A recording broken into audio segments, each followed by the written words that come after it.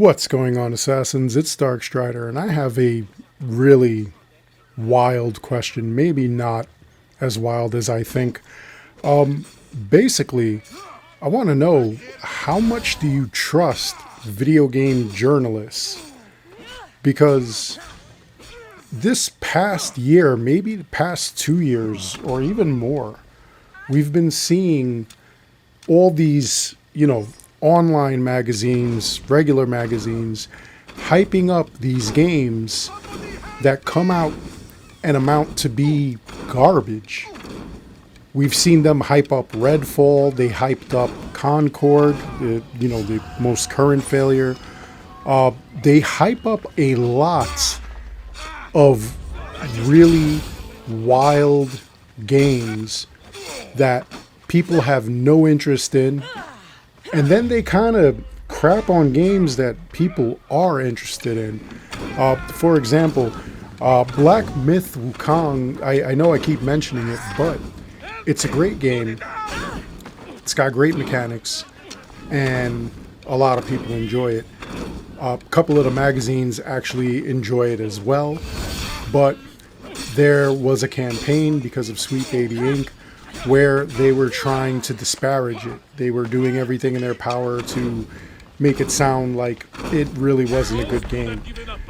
The recent PlayStation game, Astrobot, which is well received by people who are playing it, who are enjoying it, that also comes out as problematic in certain magazines. And I don't understand that. Why is it that the games that we enjoy, they take a crap all over, and the games that we absolutely hate, they praise, they put on a pedestal? I'm really not understanding that. And there are certain times where, like, I really don't trust any video game journalists.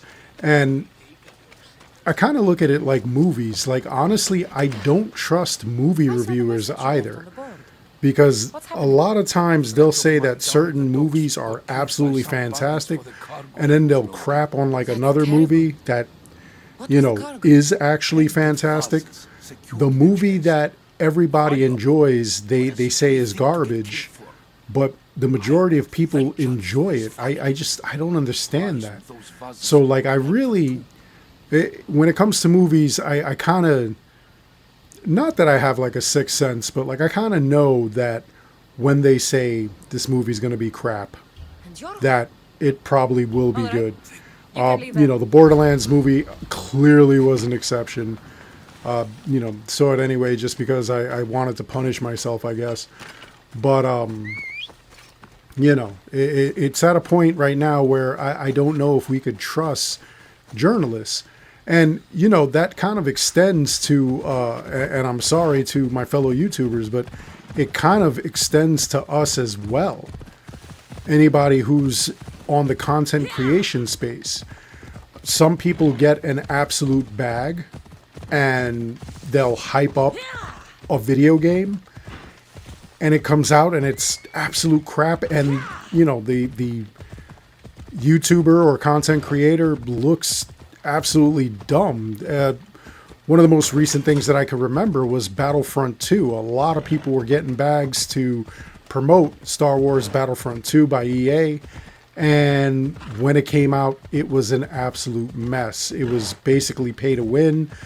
People were hyped for it though, because the original Battlefront was pretty cool. The second one, not so much, but a lot of people went and said that it was the greatest thing. It was going to be the greatest thing. And it turned out to be crap. And I'm not understanding that. I mean, you guys know me. Valhalla came out and I was calling out the bugs. I was calling out the problems. I was calling out Ubisoft constantly. And some people got angry with me, and I didn't care, because I'm gonna call it out if I see it. As far as Assassin's Creed Shadows goes, I will admit I'm hyped for it. I'm not hyping it up. I'm kind of on the fence about it. I actually am excited. I want to play it, but I also understand that, you know, it may be offensive to certain people. It may not be offensive to me, but it's definitely apparently offensive to the Japanese if you actually look into it. And rightly so, because there are a lot of things that Ubisoft is doing. And if you've been following what's going on, they seem to be doing a lot of damage control. And as they do the damage control, it only makes it look worse. But, you know, they're doing a couple of underhanded things. They're putting out statements. They had that one person who worked for Sweet Baby Inc. on the New York Times, or I don't know if he's an actual reporter or journalist, but he did write a piece for the New York Times saying that the Japanese were very happy about Assassin's Creed Shadows coming out, that it wasn't offensive, that basically everything that we've been seeing, you know, the petition that had come out, that was all basically like water under the bridge somehow, miraculously. And we know that that's not the case. Now, I'm not trying to deter you from playing the game if you want to play the game. I am not gatekeeping your money. I am nobody when it comes to your finances, what you want to do with your money and whatnot. I am clearly going to buy it myself. I'm going to be playing it. I'm going to be live streaming it. I'm going to be doing all kinds of things like I normally do, finding the glitches, showing you guys all these crazy things. And, you know, it's just par for the course. It's my job.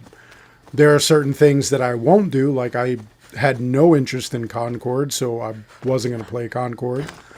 You know, I know that there were some people who genuinely did enjoy playing Concord for like the battle and stuff like that, not necessarily the story or the characters' backgrounds or anything like that, but they did enjoy the gameplay.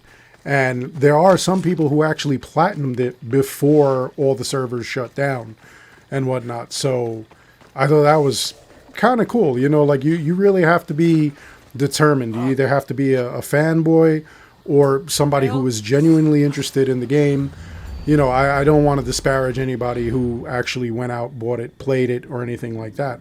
You know, you have your reasons for doing it.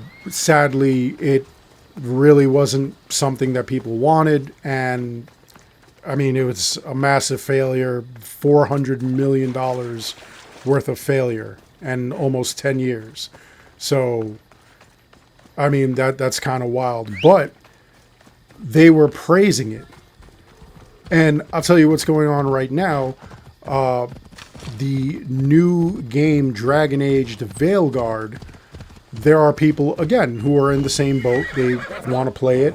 They want to enjoy it. And again, you know, nobody has any business telling anybody what to do with their money. You know, if you want to purchase it, play it, do whatever, that's fine. That's perfectly fine. That's your decision. But from what I'm seeing, it does look amazing. A lot of the graphics look amazing. I'm seeing a lot of complaints about like the character creator, how, you know, it's woke, or like, you know, what's going to go on in the game is going to be woke. And again, I hate using that term.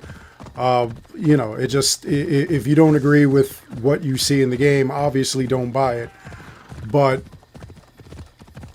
a lot of people are complaining about it, and the same people that said Concord was going to be the greatest game in the world are saying that this game is also going to be the greatest game in the world.